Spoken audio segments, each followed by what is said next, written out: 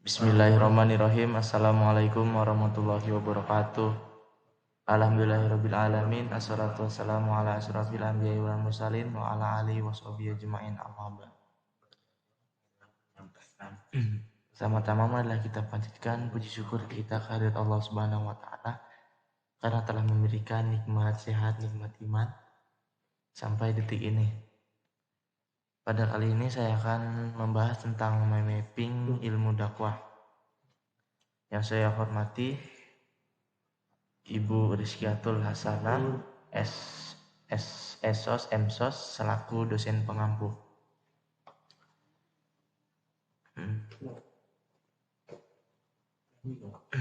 Ilmu dakwah dibagi menjadi 4. Yang pertama, tinjauan umum ilmu dakwah. Ada pengertian, definisi, fenomena, dan tinjauan segi semantik. Yang kedua, konsep dan posisi dasar hukum, fungsi dan tujuan dakwah, memahami Al-Quran dan hadis sebagai sumber pesan dan hukum fungsi dakwah, tujuan dakwah.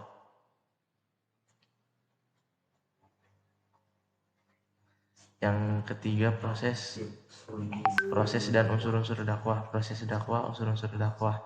Yang keempat, objek studi ilmu dakwah, adapun pengertian objek material dan objek formal.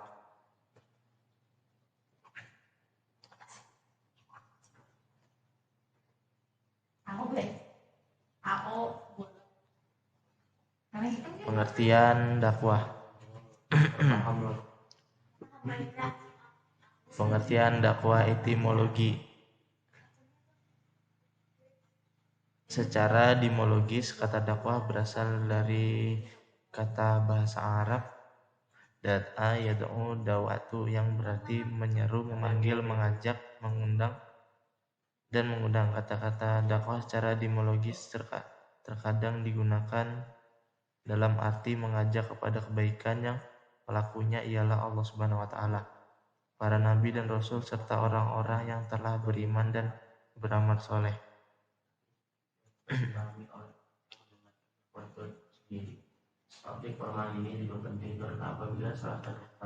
Pengertian dakwah terminologi.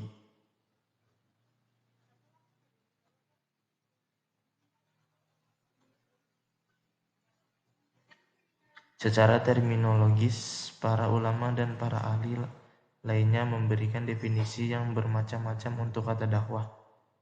Salah satunya yaitu menurut Syekh Ali Mahfuz dalam kitabnya Hidayatul Syidin mengatakan bahwa dakwah adalah mendorong manusia untuk berbuat kepada kebaikan dan mencegah kepada kemungkaran mereka. Selanjutnya, definisi dakwah. Definisi dakwah menurut berbagai pandangan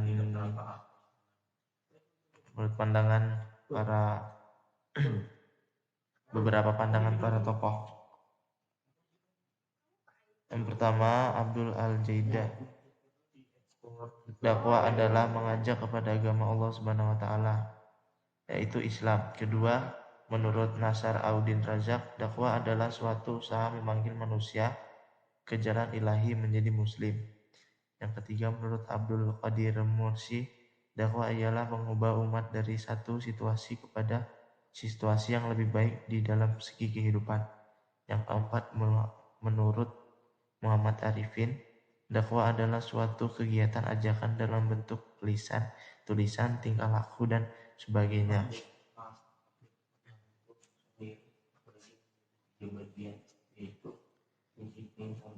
Selanjutnya, fenomena dakwah. Fenomena dakwah terminologis. Sejak dulu pada zaman Nabi Muhammad SAW sudah dilaksanakan dakwah dari Rasulullah sendiri dan disampaikan ke sahabat-sahabat dan umat. Hingga sekarang banyak terbentuk para ulama dari belahan dunia. Karena penyampaian dakwah telah banyak berubah dari masa ke masa, mengikuti perkembangan zaman, hingga telah berada di zaman modern. Semua serba mudah, dakwah bisa dilakukan dan didapatkan di mana saja. Dalam media elektronik, contohnya seperti dalam penggunaan smartphone. Selanjutnya, fenomena dakwah. Ada kebenaran dan etika. kebenaran, pesan-pesan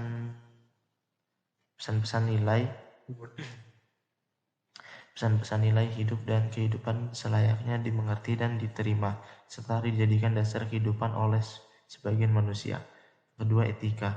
Karena adanya keterbukaan, yaitu proses penyerah terimaan dan pengalaman pesan oleh mad'u dan da'i, hendaknya terjadi secara manusiawi berdasarkan atas rasionalitas tertentu dan tanpa paksaan.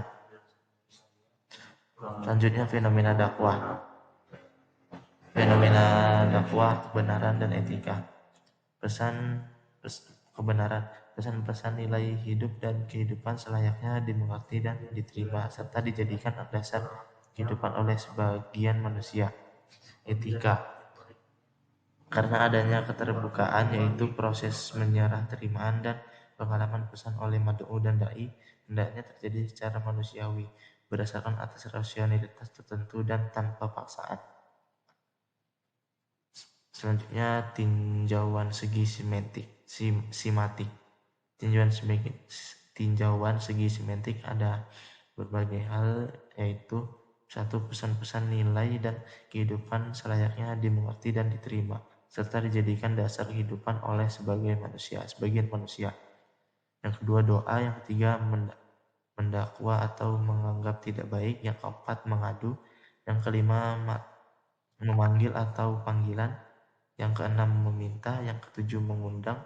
Yang kedelapan, malaikat Israfil sebagai penyeru. Yang kesembilan, panggilan atau gelar. Yang ke-10, anak angkat.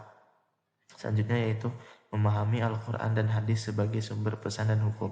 Memahami Al-Quran dan hadis sebagai sumber pesan dan hukum diketahui rujukan hukum dakwah terdapat di ayat Al-Quran, yaitu Surah An-Nahl ayat 125 dan Surah Al-Imran ayat 104. Surah An-Nahl yang artinya, serulah manusia ke jalan Tuhanmu dengan hikmah dan pengajaran yang baik, serta debatlah mereka dengan cara yang lebih baik. Sesungguhnya Tuhanmu dialah yang paling tahu siapa yang tersesat dari jalannya, dan dia pula. Arti surah Al-Imran ayat 104 yaitu, dan hendaklah dia diantarkan kamu ada segolongan orang yang menyeru kepada kebajikan, menyeru berbuat yang ma'ruf dan mencegah dari yang mungkar, dan mereka itulah orang-orang yang beruntung. Selanjutnya, memahami Al-Quran dan hadis sebagai sumber pesan dan hukum. Dan terdapat juga sumber pesan dan hukum dalam hadis berikut.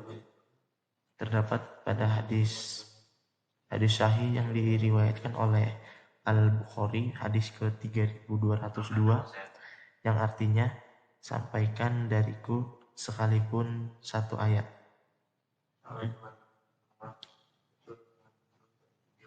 Selanjutnya, fungsi dakwah. Perlu diketahui bahwa fungsi berbeda dengan tujuan.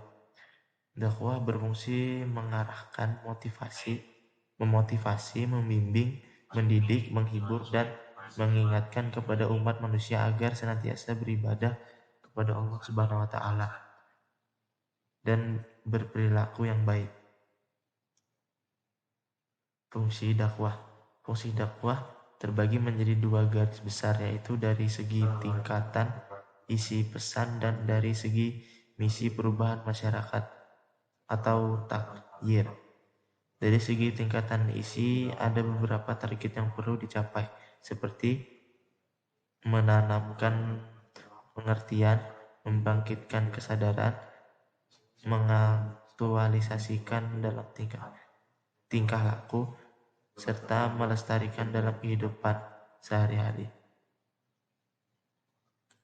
Selanjutnya yaitu tujuan dakwah. Tujuan dakwah dalam bahasa Arab disebut dengan istilah al-qarad atau al-qarad, al-ba'iyat, al-bad, dan dapat dipahami dari istilah tersebut bahwa tujuan ialah suatu yang diharapkan tercapai setelah setelah suatu usaha atau kegiatan selesai. Pada prinsip tujuan dakwah yaitu hanya kepada Allah Subhanahu wa taala, namun keadaan objek tersebut bisa bervariatif seperti kepada orang kafir, ahli kitab ataupun orang-orang beriman, sehingga objek perlu dilihat menurut eksistensinya, bertujuan agar pesan bersifat kondisional dan situasional agar dapat menunjukkan solusi atas setiap permasalahan yang ada. Selanjutnya yaitu proses dan unsur-unsur dakwah. Proses dakwah. Dalam dakwah tentunya terdapat proses secara teoritis. Proses dakwah adalah suatu tahapan dalam melakukan kegiatan baik dalam lisan, tindakan, dan perbuatan. Secara umum, proses dakwah dapat diartikan perjalanan yang dilakukan dai sebagai subjek dakwah kepada mad'u sebagai objek dakwah. Adapun unsur-unsur dakwah yaitu dai sebagai penyampai atau pelaku dakwah, mad'u yang menerima dakwah, mad'ah materi yang disampaikan atau isi dari dakwah, wasilah media dakwah atau cara menyampaikan dakwah tersebut. Lalu yang selanjutnya thariqah, metode dakwah, dan yang terakhir atsar, efek atau hasil dari penyampaian dakwah itu. Selanjutnya sifat wajib seorang dai. Adapun beberapa sifat yang harus diperhatikan dalam seorang dai, salah satunya yaitu iman dan takwa kepada Allah Subhanahu wa taala. Pengertian objek ilmu dakwah. Sebagaimana ilmu-ilmu lainnya, ilmu dakwah juga mempunyai objek ilmu tersendiri. Objek ilmu dakwah dibagi menjadi dua, yaitu objek material dan objek formal. Objek ilmu dakwah artinya sasaran yang dituju entah dalam segi formal atau materi, namun perlu diketahui objek sendiri berbeda dengan tujuan. Selanjutnya objek material. Objek material ilmu dakwah adalah material atau lebih mudah dikenal dengan si pendakwah atau medianya. Selanjutnya objek material dakwah. Pendakwah seperti yang kita ketahui yaitu dai, seorang yang telah menguasai ilmu-ilmu ajaran agama Islam dengan menyampaikan yang baik serta dipahami di khalayak ramai. Selanjutnya objek material. Objek material dakwah adalah materi atau lebih mudahnya dikenal dengan si pendakwah atau medianya. Objek ilmu dakwah materi terdiri dari pendakwah, mitra dakwah, metode dakwah, dan pesan dakwah. Selanjutnya objek material pendakwah. Pendakwah seperti yang kita ketahui yaitu dai.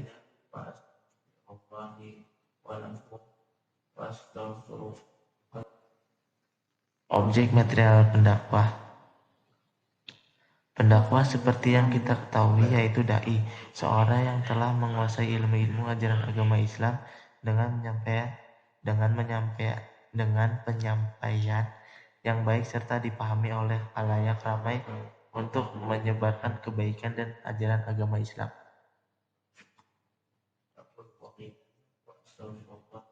Dan objek dakwah material dakwah. Objek material mitra dakwah. Mitra berarti teman atau partner, dapat disampaikan juga dengan seseorang atau suatu yang menemui proses jalannya ilmu dakwah. Selanjutnya objek material metode dakwah. Metode dakwah ialah cara menyampaikan suatu kepada audien dengan menggunakan cara sebanyak mungkin.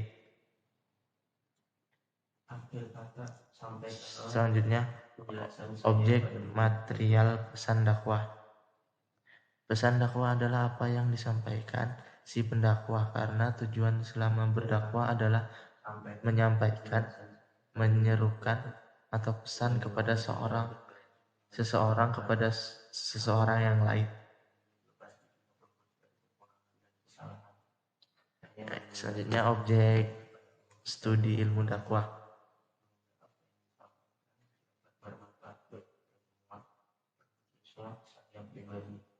Objek formal ilmu dakwah adalah caranya bagaimana cara menyampaikan dakwah agar mudah dimengerti dan dapat dipahami oleh umat yang mendengarkan dakwah itu sendiri. Objek formal ini juga penting karena apabila salah menyampaikan maka salah juga pengertian setiap orang yang mendengar. Maka dari itu cara menyampaikan yang termasuk pada maksud objek formal ini perlu diperhatikan agar pendengar tidak salah memahami. Objek formal itu sendiri terbagi menjadi 3 bagian, yaitu disiplin tabligh, manajemen dakwah, dan mengembangkan masyarakat Islam.